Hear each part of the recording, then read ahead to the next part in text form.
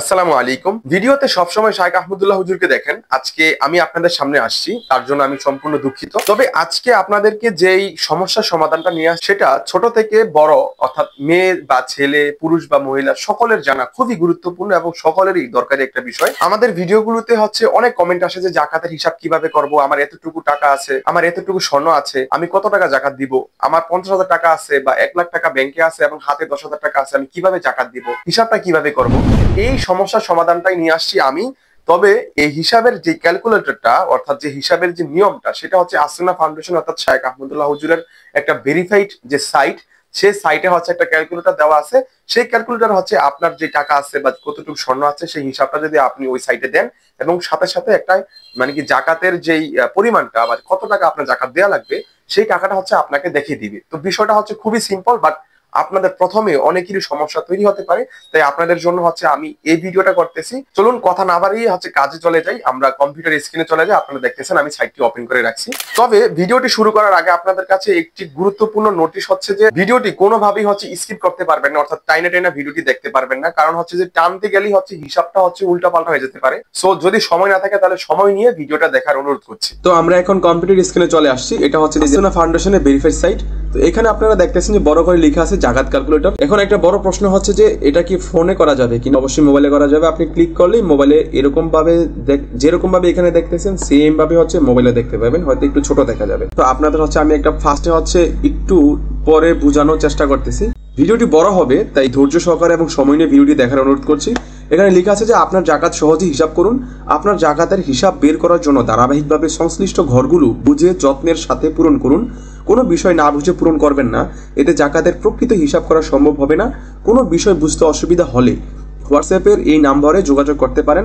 আমাদের নির্ধারিত আলেমগণ আপনার প্রশ্নের কুরআন সুন্নাহ ভিত্তিক উত্তর দিবেন। অর্থাৎ এই ফোন নম্বরে যদি হোয়াটসঅ্যাপ করেন, ফোন না হোয়াটসঅ্যাপে মেসেজ দেন, তাহলে আসুন্নাহ ফাউন্ডেশনের যে আলেমরা আছেন সেই আলেমরা আপনার যে সমস্যার সমাধান দিয়ে দিবে। তবে আপনাকে ফার্স্টে পড়তে হবে, বুঝতে হবে এবং আমার ভিডিওটা যদি দেখেন তাহলে সঠিকভাবে আপনি আশা করি জাকাতের হিসাবটা বের করতে পারবেন। যে সকল সম্পদ আপনার নেই এবং যে সকল প্রশ্ন আপনার ক্ষেত্রে প্রযোজ্য হবে না সেগুলো পূরণ করার প্রয়োজন নেই। অর্থাৎ আপনার যে সম্পদ নেই বা যে সাইটগুলো আপনার দরকারই না বা আপনার সাথে যায় না সেগুলো খালি রাখবেন। জাকাতের নিসাব হিসাব অর্থাৎ আপনার কাছে যদি 84,000 টাকার সমপরিমাণ স্বর্ণ থাকে, রৌপ্য থাকে বা টাকা থাকে বা স্বর্ণ টাকা দুইটা মিলিয়ে 84,000 টাকা থাকে, তাহলে আপনার জাকাত দিতে হবে। এখানে দেখতেছেন যে দুইটা পার্ট রয়েছে, 1 নাম্বার আর এটা 2 নাম্বার। 2 নাম্বার 1 নাম্বার শেষ করে 2 নাম্বারে যেতে হবে। তো আমরা 1 নাম্বারে ক্লিক করলাম এবং এখানে লেখা আছে জাকাতের হিসাবে যে সকল সম্পদের মূল্য যোগ করতে হবে। তো প্রথমে আপনাকে কি করতে হবে, ইংরেজি না হিজরি, হিজরি আরবি ক্যালেন্ডার, যদিও আমরা আরবি ক্যালেন্ডারে অভ্যস্ত না তাই আমি ইংরেজি ক্যালেন্ডারে দিলাম। আমি আমার হিসাবটা বের করে দেখাচ্ছি আপনাদের। যে তারিখে আপনার জাকাত বর্ষ পূর্ণ হবে, অর্থাৎ যেই তারিখে আপনার জাকাত দেওয়ার 1 বছর পূর্ণ হবে। ধরুন যে আপনি গত 1 মাসে 50,000 টাকা 50,000 টাকা এবং 1 ভরি স্বর্ণ আপনার ঘরে রেখেছেন বা আপনার আছে। তো সেই তারিখ থেকে, যে তারিখে কিনেছেন সেই তারিখ থেকে 1 বছর না হলে কিন্তু আপনার জাকাত দেওয়া লাগবে না। তো যেই তারিখে আপনার জাকাত বর্ষ পূর্ণ হবে, ধরুন যে 2025 সালের মার্চের 30 তারিখে আপনার এই যে জাকাতের যে হিসাবটা সেটা পূর্ণ হবে, অর্থাৎ 1 বছর পূর্ণ হবে। তো আমি 30 মার্চ 2025 সাল দিলাম, এই তারিখে এবং এই সালে এই মাসে আমার জাকাতের 1 বছর পূর্ণ হবে, তাই আমি এই তারিখটা দিয়েছি। প্রয়োজন অনুযায়ী পরিবর্তন করে নিন, অর্থাৎ আপনি চাইলে এটা পরিবর্তন করতে পারেন যদি ভুল হয়ে থাকে। তো 1 নম্বর অপশন কি আসছে, আপনার মালিকানাধীন মোট স্বর্ণের বর্তমান বিক্রয় মূল্য কত, অর্থাৎ আপনার কাছে কতটুকু স্বর্ণ আছে সেই হিসাবটা আপনাকে বের করতে হবে। তো আপনি এখানে যদি আপনার জানা থাকে যে আপনার 1 ভরি স্বর্ণ আছে এবং 1 ভরি স্বর্ণের দাম আজকে কত টাকা সেটা যদি আপনি জানেন তাহলে এখানে টাকা বসিয়ে দিবেন। কিন্তু আপনি যদি না জানেন তাহলে আরেকটা অপশন রেখেছেন এখানে যে আজকের মূল্য হিসাব করতে, এখানে ক্লিক করুন। অর্থাৎ আপনি জানেন না যে কত টাকা আপনার আছে বা কত টাকা এর দাম। তো এখানে আমি ক্লিক করলাম যেহেতু আমি জানি না। তো কানের দুল বা গহনা বা যেটাই হোক, গহনার নাম দিতে পারেন, এটা যদিও দরকার নাই, না দিলেও সমস্যা নাই। এখন পরিমাণ আপনার কাছে কতটুকু আছে। ধরুন আপনার কাছে 1 ভরি স্বর্ণ আছে। তো 1 ভরি স্বর্ণের দামটা এখানে এই যে ভরিতে ক্লিক করবেন। ক্লিক করার পরে ধরুন যে আপনি 1 ভরি আছে এবং আপনার স্বর্ণেরটা 21 ক্যারেট, অনেকের 22 ক্যারেট থাকে বা অনেকের 18 ক্যারেট থাকে, 18 ক্যারেট কম থাকে, 21 আর 22 ক্যারেটটাই সবচেয়ে বেশি থাকে। তো আমি ধরলাম যে কানের দুল এক ভরি আছে আমার 22 ক্যারেটের, এবং আমি এটার বিক্রয় মূল্য নিশ্চিত করলাম। এটার বিক্রয় মূল্য আজকের বাজারে হচ্ছে 1,21,478 টাকা। তো আমার স্বর্ণের দামটা বের হয়ে গেল। এবার 2 নম্বর হচ্ছে আপনার মালিকানাধীন মোট রৌপ্যের বর্তমান মূল্য কত। যদি আপনার রূপা থাকে, রূপা যদি না থাকে তাহলে স্কিপ করবেন, এটা কিছুই করার দরকার নাই। যদি থাকে ধরুন, তাহলে আগের মতোই অর্থাৎ স্বর্ণের হিসাবটা যেভাবে করছেন আজকের মূল্য হিসাব করতে ক্লিক করবেন, দেন ভরিতে ক্লিক করবেন। ক্লিক করার পর ধরুন যে আপনার আধা ভরি অর্থাৎ হাফ, অর্ধেক, এক ভরির অর্ধেক আছে, তাহলে 0.5 দিয়ে 21 ক্যারেট বা 22 ক্যারেট যেটাই হোক হিসাব নির্ণয় করবেন। তাহলে কত আসে? 1030.74 টাকা। যদি আপনার কোনো কিছুই না থাকে অর্থাৎ রূপা নাই থাকে, তাহলে এটা বাদ দিয়ে দিবেন, অর্থাৎ এটা ফাঁকা রাখবেন। এবার হচ্ছে 3 নাম্বার, নিজের কাছে রাখা নগদ অর্থ, সেটা যে উদ্দেশ্যেই রাখা হোক না কেন, যেমন হজ, বিবাহ, গৃহ নির্মাণ ইত্যাদি। আপনি হচ্ছে ঘরের মধ্যে 50,000 টাকা রাখলেন বা 20,000 টাকা রাখলেন, যদিও আমরা ম্যাক্সিমাম মানুষ ব্যাংকে রাখি, তো ব্যাংকের হিসাবটা একটু পরে আসতেছে। তো আপনার হাতে নগদ কত টাকা আছে, ধরুন আপনার কাছে এই মুহূর্তে বা 1 বছর পূর্ণ হওয়ার ভিতরে 1 লাখ টাকা বা 50,000 টাকা ধরলাম, 50,000 টাকা হচ্ছে আপনার হাতে আছে। এটা হচ্ছে আপনার একটা নগদ হাতে আছে, ক্যাশ। এটা হচ্ছে আপনার হিসাব দিলাম। এবার 4 নাম্বার হচ্ছে নিজের কাছে রাখা বৈদেশিক মুদ্রার বিক্রয় মূল্য করতে, অর্থাৎ আপনার কাছে যদি ডলার থাকে বা দিরহাম থাকে বা বিদেশি কোনো টাকা থাকে, তাহলে সেই টাকার হিসাবটা আপনি বের করে নেবেন। সাপোজ আপনার কাছে হচ্ছে $1 আছে, তো আমি যদি $1 হিসাবটা করি যে $1 ইন টাকা, তাহলে হচ্ছে 121.58 টাকা আজকের হিসাব পর্যন্ত। তো আমি হচ্ছে এখানে ধরেন যে আপনার কাছে কত $5 আছে, তো আমি যদি আপনাকে একটা হিসাব করে দিই, ধরুন যে এটা হচ্ছে $1 দাম, তো আমি যদি গুণ 5 দেই তাহলে কত আসে? 607.9 টাকা। তো আমি হচ্ছে 607.9 টাকা, এটা আমি নিজে থেকে দিলাম, 7 দশমিক আছে। তো এটা ধরুন আমার কাছে নাই, যদিও আপনাকে হচ্ছে একটা উদাহরণ দিয়ে দেখাইলাম। যদি না থাকে তাহলে এটা কেটে দিবেন, আমার যেহেতু নাই তো আমি রাখলাম না। এভাবে হচ্ছে ডলার বা দিরহাম বা যেটাই হোক অনলাইন থেকে বের করে নেবেন। 5 নম্বরে হচ্ছে ব্যাংক বা কোনো আর্থিক প্রতিষ্ঠানে যে কোনো ধরনের অ্যাকাউন্টে জমাকৃত অর্থ। এটা হচ্ছে খুবই ইম্পর্টেন্ট, কারণ আমাদের বাংলাদেশের বা বিশ্বের যে কোনো স্থান থেকেই হচ্ছে ভিডিওটা আপনি দেখেন না কেন, ব্যাংকে আপনার টাকা আছে নিশ্চিত। তো ব্যাংকে আপনার যত টাকা আছে সুদ ছাড়া, এখানে কিন্তু লেখা আছে যে সুদ বাদ দিয়ে, অর্থাৎ এই সুদ বাদ দেওয়ার হিসাবটা কিভাবে বের করবেন। সো এটার জন্য আপনাকে হচ্ছে অবশ্যই ব্যাংকে যেতে হবে বা ব্যাংকে ফোন দিতে হবে। জাকাতের হিসাবটা কিন্তু খুবই ক্রিটিক্যাল, জটিল এবং খুবই ইম্পর্টেন্ট, কারণ প্রথমেই লিখে দিয়েছে যে খুব সাবধানে পূরণ করতে হবে। ধরুন আপনার হচ্ছে ব্যাংকের মধ্যে 5 লক্ষ টাকা আছে বা 2 লক্ষ টাকা আছে, আপনার যদি এর বেশি থাকে, অনেকের 50 থাকতে পারে, 5,000 থাকতে পারে, 20,000 থাকতে পারে বা 10 লাখ থাকতে পারে, যত টাকাই থাক আপনি এখানে দিবেন। দেওয়ার পর 6 নাম্বার হচ্ছে যে কোনো ধরনের সঞ্চয়পত্র, বন্ড, ডিবেঞ্চার, ট্রেজারি বিল ইত্যাদি টাকায় পরিমাণ প্রকৃত মূল্য, অর্থাৎ অনেকের সঞ্চয়পত্র থাকে। সঞ্চয়পত্র কি অনেকে হয়তো বা চিনেন বা জানেন, যদি না জানেন তাহলে না জানলে কোনো কিছু করার নেই, তাহলে এটা ফাঁকা রাখবেন। যদি থাকে তাহলে সঞ্চয়পত্রের হিসাবটা এখানে দিবেন, অবশ্যই সুদ ছাড়া এবং প্রকৃত ক্রয় মূল্য, মানে অর্থাৎ আপনার সঞ্চয়পত্রটা কত টাকা ক্রয় মূল্য আছে এই মুহূর্তে 1 বছর ভিতরে জাকাতের হিসাবটা, সেই হিসাবটা হচ্ছে এখানে দিবেন। আমার যেহেতু নাই, সো আমি এটা ফাঁকা রাখলাম। 7 নাম্বার হচ্ছে ফেরতযোগ্য বীমা পলিসিতে জমাকৃত প্রিমিয়াম বা কিস্তির পরিমাণ, অর্থাৎ আপনার যদি বীমা থাকে, কিস্তি থাকে, তাহলে সেই হিসাবটা এখানে দিবেন। ঐচ্ছিক প্রভিডেন্ট ফান্ডে জমানো বেতনের অর্থ, অর্থাৎ এটাও আমার প্রয়োজন নাই, সো আমি এটা ফাঁকা রাখলাম। অনেকের প্রভিডেন্ট ফান্ড থাকে অফিসের বা কোনো ব্যাংকের বা এটসেট্রা যেটাই হোক, যদি প্রভিডেন্ট ফান্ড থাকে এবং ওই টাকাটা যদি জমানো থাকে প্রভিডেন্ট ফান্ডে, যেমন অনেকে হচ্ছে বেতন থেকে কেটে রেখে দেয় প্রভিডেন্ট ফান্ডে এবং চাকরি শেষে ওই টাকাটা টোটাল এক করে হচ্ছে কিছু লাভ দিয়ে হচ্ছে অনেককে দিয়ে দেয়। এটা কাইন্ড অফ যে সরকারি হচ্ছে প্রভিডেন্ট ফান্ডের মতো, কোম্পানি চাকরিতেও আছে অনেক কোম্পানিতে এবং সরকারিতে অবশ্যই আছে। তো এই বিষয়টা হচ্ছে আপনাকে জেনে নিতে হবে ওই ব্যাংকের হিসাবটার মতো, যে প্রভিডেন্ট ফান্ডে 1 বছরের ভিতরে, অর্থাৎ আপনার জাকাতের যে হিসাব, যে বয়স বা বছর, সেই বছরের মধ্যে কতটুকু টাকা প্রভিডেন্ট ফান্ডে আছে সেই টাকাটা হচ্ছে এখানে দিবেন। যেহেতু আমার নেই, সো আমি এটা ফাঁকা রাখলাম।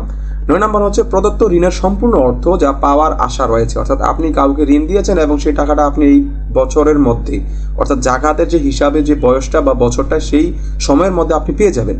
যদি কোনো আশা থাকে, যে পাওয়ার আশা থাকে বা কনফার্মেশন থাকে, তাহলে হচ্ছে আপনি এখানে ওই টাকার পরিমাণটা দিবেন।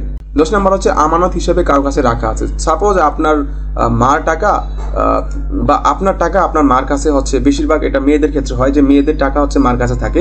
তো ধরুন আপনার টাকাটা হচ্ছে আপনার মার কাছে 10,000 টাকা হচ্ছে আমানত হিসেবে রাখছেন বা জমা রাখছেন, সেই টাকাটা এখানে দিবেন। যদি না থাকে বা না রাখা থাকে, জমা না থাকে কারো কাছে, তাহলে হচ্ছে এটা কিন্তু ব্যাংক আর নগদ টাকার মধ্যে না, এটা কিন্তু অন্যজনের কাছে জমা থাকলে ওই টাকাটা এখানে দিতে হবে। সো যেহেতু আমার নেই, সো ওইটা আমি ফাঁকা রাখলাম। 11 নম্বর হচ্ছে আপনি ভাড়াটিয়া হলে ফ্ল্যাট, বাড়ি, দোকান ইত্যাদি ভাড়া নেওয়ার সময় সিকিউরিটি মানি হিসাবে প্রদত্ত ফেরতযোগ্য অর্থাৎ অনেকে দোকান রাখতে গেলে 2,000 টাকা এক্সট্রা অ্যাডভান্স দিতে হয়, বাসা রাখতে গেলে হচ্ছে 3 মাসের ভাড়া অ্যাডভান্স দিয়ে রাখতে হয়। তো সেরকম হলে আপনার কি পরিমাণে টাকা অ্যাডভান্স দেওয়া আছে সেই টাকাটা এখানে দিবেন, যদি না থাকে তাহলে স্কিপ করবেন। আমার যেহেতু নাই, সো আমি স্কিপ করলাম। 12 নম্বর হচ্ছে ভাড়া ব্যতীত অন্যান্য ক্ষেত্রে জামানতের জন্য প্রদত্ত ফেরতযোগ্য অর্থাৎ ভাড়া ব্যতীত অর্থাৎ ভাড়া ছাড়া অন্যান্য যদি জামানত থাকে তাহলে ওই টাকাটা এখানে দিবেন। সো এটাও আমার নাই, স্কিপ করলাম। ব্যাংক অ্যাকাউন্ট, ড্রয়ার, আলমারি সহ যে কোনো জায়গায় রক্ষিত ব্যবসার নগদ টাকা উপরে নগদ অর্থের ঘরে যুক্ত না করা হলে থাকলে, অর্থাৎ উপরে যেহেতু আপনি দিয়ে দিয়েছেন নগদ টাকা, সো এখানে দেওয়া লাগবে না। যদি না দেন তাহলে এখানে দিতে পারেন। 14 নম্বরে হচ্ছে ক্রেতাদের থেকে পাওনা ব্যবসায়িক পণ্য বিক্রি বাবদ বকেয়া মূল্য। ক্রেতা বলতে আপনি ব্যবসায়ী এবং আপনি বিক্রি করছেন বাকিতে, এবং সেই টাকাটা আপনি পাইতে পারেন খুব শীঘ্রই এই সময়ের মধ্যে, জাকাতের সময়টার মধ্যে, তাহলে ওই টাকাটা এখানে দিবেন। সম্ভাব্য কিন্তু এটা একবারে পাবেন এবং সম্ভাব্য এই ধরনের ভরসা হলে তাহলে ওই টাকাটা এখানে দিবেন। 15 নম্বর হচ্ছে বিক্রয়ের উদ্দেশ্যে স্টকে রাখা রেডি পণ্য, উৎপাদিত কাঁচামাল, প্রক্রিয়াধীন পাইকারি বা একত্রে বিক্রয় মূল্য, অর্থাৎ অনেকে হচ্ছে পণ্য মজুত করে রাখে বা হচ্ছে কোলেস্টেরলে বিভিন্ন ধরনের শাকসবজি রাখে, তো ওগুলারও কিন্তু জাকাত দিতে হবে। সো ওগুলার কি পরিমাণ মূল্য, সেই মূল্য হচ্ছে আপনাকে এখানে দিতে হবে। 16 নম্বরে হচ্ছে লাভে বিক্রয় বা ট্রেডিং এর উদ্দেশ্যে ক্রয়কৃত অন্যান্য সম্পদের বিক্রয় মূল্য। অনেকে ট্রেডিং করে, জমি, ফ্ল্যাট, তারপরে প্লট ইত্যাদি গাড়ির ব্যবসা করে, সো বা বিক্রির উদ্দেশ্যে ক্রয়কৃত জমির মানে বিক্রির ইচ্ছা আছে, এরকম কিছু যদি হয় তাহলে হচ্ছে যেই টাকা হচ্ছে লাভ হবে ওই টাকা এখানে দিতে হবে। 17 নম্বর হচ্ছে মুদারাবা কিংবা অংশীদারি কারবারে, অর্থাৎ যদি শেয়ারে কোনো ব্যবসা করেন বা শেয়ারে কোনো টাকা থাকে, তো সেই টাকাটা হচ্ছে এখানে দেয়া যেতে পারে যদি নিকট জাকাতযোগ্য সম্পদ জানা সম্ভব হয়।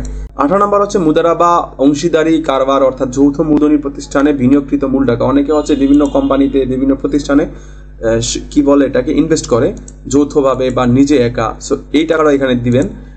শেয়ার মার্কেটে অনেকে হচ্ছে লাভের বিক্রয়ের উদ্দেশ্যে ক্রয়কৃত শেয়ার মূল্যের বাজার, অর্থাৎ অনেকে শেয়ার মার্কেটে ইনভেস্ট করে, সেই টাকার হিসাব মোতাবেক এখানে টাকা দিবেন জাকাত বর্ষ পূর্তির দিন হিসাবে। এটা কিন্তু অবশ্যই মাথায় রাখবেন, জাকাতের হিসাবের দিন হিসাবে জাকাত বর্ষের হিসাব করে।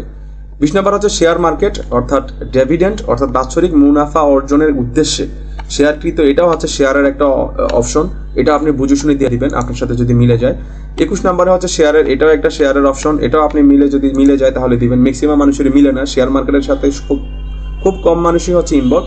তো আমার এগুলি হচ্ছে ফাঁকা, যদি আপনার এগুলি না থাকে তাহলে হচ্ছে এগুলি ফাঁকা রাখবেন, কোনো সমস্যা নেই। এবার হচ্ছে পরবর্তী ধাপে যাবেন। পরবর্তী ধাপে গেলে দেখেন 2 নম্বর অপশনে চলে আসছে। এখন এখানে হচ্ছে 22 নম্বর চিকিৎসা, বাৎসরিক বা একান্ত প্রয়োজনে নেওয়া ব্যক্তিগত ঋণের পরিমাণ। আপনি যদি কারো কাছ থেকে সাংসারিক বাবদ বা চিকিৎসা বাবদ কারো কাছ থেকে ঋণ নিয়ে থাকেন তাহলে এটা দিবেন, তো আমি এখানে দিলাম না, আমার ঋণ নেই। 23 নম্বর হচ্ছে ব্যবসায়িক প্রয়োজনে গৃহীত ঋণ যা দিয়ে জাকাতযোগ্য সম্পদ যেমন কাঁচামাল, রেডি স্টক ইত্যাদি ক্রয় করা হয়েছে, ঋণের শুধু ওই অংশ যা আগামী 1 বছরের ভিতর পরিশোধ করতে হবে। 23 নম্বরটাও হচ্ছে ব্যবসায়িক সম্পর্কিত, তো এটাও আমি স্কিপ করলাম, আপনাদের সাথে যদি মিলে তাহলে এটা দিবেন। 14 নম্বর হচ্ছে কিস্তিতে বা বাকিতে ক্রয়কৃত পণ্যে বা সার্ভিসের অপরিশোধিত মূল্য, অর্থাৎ কিস্তিতে আপনি কিনেছেন, তো 20,000 টাকা দিয়ে একটা ফ্রিজ কিনলেন, 15,000 টাকা হচ্ছে দেওয়া হয়ে গেছে বা আরো 5,000 টাকা কিস্তি বাকি আছে, তো ওই টাকাটা যদি হচ্ছে আপনার 1 বছরের ভেতরে পরিশোধ করতে পারেন জাকাতের হিসাবের অনুযায়ী, তাহলে ওই টাকাটা হচ্ছে এখান থেকে বাদ দিবেন, ওই হিসাব মতো হচ্ছে আপনি 5,000 টাকা বাদ দিবেন। 25 নাম্বার হচ্ছে স্ত্রীর অনাদায়ী মোহর, খুবই ইম্পর্টেন্ট একটা বিষয়, অনেকে বিয়ে করেন মোহর দেন না, সো মোহর যাদের দেওয়া হয় নাই ওই মোহরটা যদি 1 বছরের ভিতর পরিশোধ করার দৃঢ় ইচ্ছা থাকে তাহলে হচ্ছে ওই টাকাটা এখানে দিবেন। ধরুন যে 1 লাখ টাকা মোহর বা 5 লাখ টাকা মোহর, তো ওই টাকাটা এখানে দিবেন। আমি যেহেতু অবিবাহিত, সো আমার মোহর নেই, 26 তারিখ হচ্ছে কর্মচারীদের অনাদায়ী বেতন ভাতা, যা আপনার জাকাত বর্ষ পূর্ণ হওয়ার আগেই আবশ্যক। আপনার কোনো প্রতিষ্ঠানে যদি কর্মচারী থাকে এবং তাদের যদি বেতন বা ভাতা যদি আপনি না দিয়ে থাকেন, মানে আদায় করে না থাকেন, তাহলে সেই টাকাটা কতটুকু আদায় করেন নাই বা দেন নাই সেই টাকাটা এখানে দিবেন। 27 নাম্বার হচ্ছে ট্যাক্স, বাড়ি ভাড়া, দোকান ভাড়া, বিদ্যুৎ বিল, গ্যাস বিল, ফোন বিল ইত্যাদি পরিশোধযোগ্য দেনা, যা আপনার জাকাত বর্ষ পূর্ণ হওয়ার আগেই আবশ্যক হয়েছে। তো এটা যদি মিলে তাহলে হচ্ছে এটা আপনি দিবেন। যেহেতু এটা আমার সাথে মিলে, কারণ বাড়ি ভাড়া, দোকান ভাড়া, বিদ্যুৎ বিল, গ্যাস বিল, ফোন বিল ইত্যাদি পরিশোধযোগ্য দেনা, যা আপনার জাকাত বর্ষ পূর্ণ হওয়ার আগেই আবশ্যক হয়েছে। অনেকে হচ্ছে এগুলা বাকি রাখেন, যে গ্যাস বিল, দোকান ভাড়া, বাড়ি ভাড়া এগুলো হচ্ছে জাকাত বর্ষ পূর্ণ হওয়ার আগে দিয়ে ফেলেছেন। তো এরকম যদি হয় তাহলে হচ্ছে এখানে এই টাকাটা দিবেন। 28 নাম্বার হচ্ছে বিগত বছরসমূহের বকেয়া জাকাত, যা এখনো আদায় করা হয়নি। এটা খুবই ইম্পর্টেন্ট, অনেকেই হচ্ছে জাকাত দেন নাই পিছনে। তো এটা কিভাবে করবেন? একটা নিট হিসাব করবেন। নিট হিসাব করে বা একটা আনুমানিক ধারণা নিয়ে আপনার এই হিসাবটা করে এখানে হচ্ছে এই টাকাটা দিতে হবে, কারণ জাকাত আদায় না করলে কিন্তু অবশ্যই গুনাহ হবে। তো আমি ধরেন যে 5000 টাকা এখানে দিলাম, আমি ধরেন যে পিছনের টাকাগুলো আমি দিলাম না, সো এই টাকাগুলো আমি এখানে দিলাম। এখন দেখুন যে আপনার কত টাকা জাকাত আসছে। এই টোটাল এই টাকাগুলো দেওয়ার পরে এই যে 2.6% গুণ করছে, এটা কি এই যে এখানে লিখে আছে, আপনারা পড়ে নেবেন। তো ভিডিও বড় হয়ে যাবে এই কারণে আমি হচ্ছে পড়লাম না। এটা একটা হিসাব। সো এই যে মোট প্রদেয় জাকাত, এত টাকা হচ্ছে আপনার জাকাত। যদি আপনার টোটাল সঠিকভাবে হিসাব করা হয়ে থাকে তাহলে এটা হচ্ছে আপনার জাকাত 9528 টাকা, এবং এটাই হচ্ছে আপনার নির্ধারিত এবং সঠিক জাকাতের হিসাব। আশা করি ভিডিওটি দ্বারা উপকৃত হয়েছেন। উপকৃত হলে ভিডিওটিতে লাইক দিবেন এবং কমেন্টে অবশ্যই বলবেন যে আপনি ঠিকঠাক মতো বুঝেছেন কিনা, এবং কোনো ধরনের সমস্যা হলে কমেন্টে অবশ্যই কমেন্ট করবেন। আমি আপনাদের সমস্যার সমাধান দেওয়ার চেষ্টা করবো ইনশাল্লাহ।